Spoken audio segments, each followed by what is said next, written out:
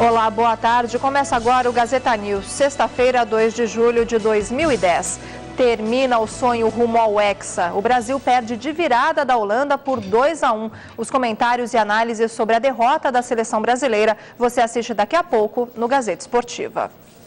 Corrida presidencial, contrariando a tendência apontada pelos institutos Ibope e Vox Populi, o Datafolha indica empate técnico entre os candidatos José Serra, do PSDB, e Dilma Rousseff, do PT. Por região, Dilma fica à frente no Nordeste e no Norte e Centro-Oeste. Serra lidera no Sul e Sudeste.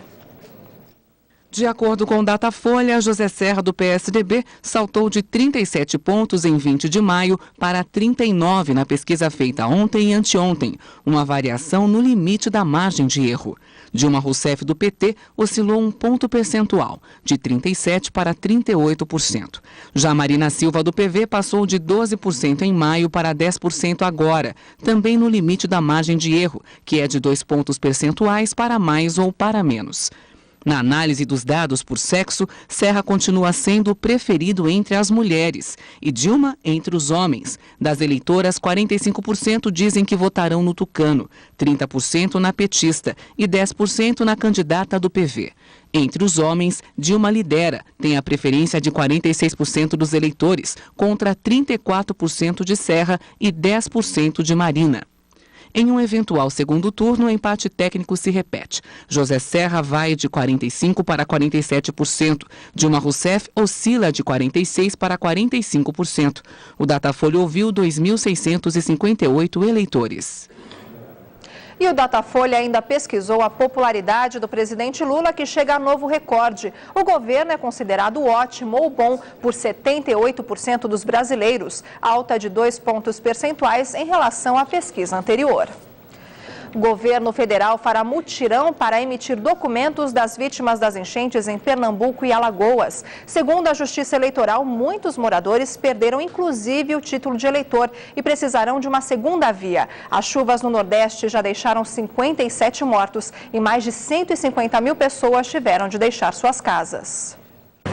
O mutirão será organizado pela Secretaria de Direitos Humanos da Presidência da República e irá emitir a segunda via de documentos como RG, carteira de trabalho e certidão de nascimento. O governo também tentará recuperar os registros dos cartórios atingidos pelas enchentes. Já o TRE está preocupado com o processo eleitoral, pois a votação geralmente é realizada em prédios públicos e muitos foram destruídos pelas águas. A Casa Civil recomendou o remanejamento de recursos para o cumprimento das medidas de socorro às vítimas nos estados de Alagoas e Pernambuco. Previsão do tempo. A massa de ar seco que está sobre São Paulo ganha força e deixa o céu com poucas nuvens nos próximos dias, o que provoca queda de temperatura durante as madrugadas. A consequência disso é a maior concentração de poluentes, principalmente durante as manhãs. Amanhã o sol ainda aparece entre algumas nuvens, mas não há previsão de chuva, máxima de 25 graus. No domingo o céu abre e fica sem nuvens, tanto de dia quanto à noite, máxima de 25 graus. A semana começa com frio durante a madrugada, a mínima pode chegar a 9 graus, mas durante o dia o sol aparece e brilha forte, o ar fica seco. E na terça-feira o tempo não muda, sol o dia todo sem nuvens no céu, noite de tempo aberto ainda sem nuvens, máxima de 26 graus. Polícia identifica mais um envolvido no roubo à joalheria Tiffany do shopping Cidade Jardim, na zona sul de São Paulo. Charleston Félix da Silva havia sido preso junto com Anderson José da Silva, acusado de chefiar a quadrilha, mas só foi reconhecido horas depois por testemunhas do assalto. Quando foram abordados, os dois estavam abastecendo um carro em Santo André e, segundo a polícia, fugiam para o Paraná.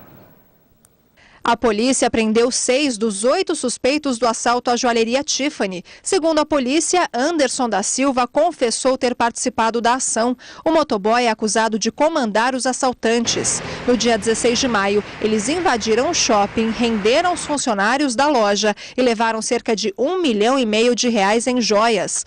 Anderson e Charleston foram levados ao Centro de Detenção Provisória de Santo André. Veja a seguir.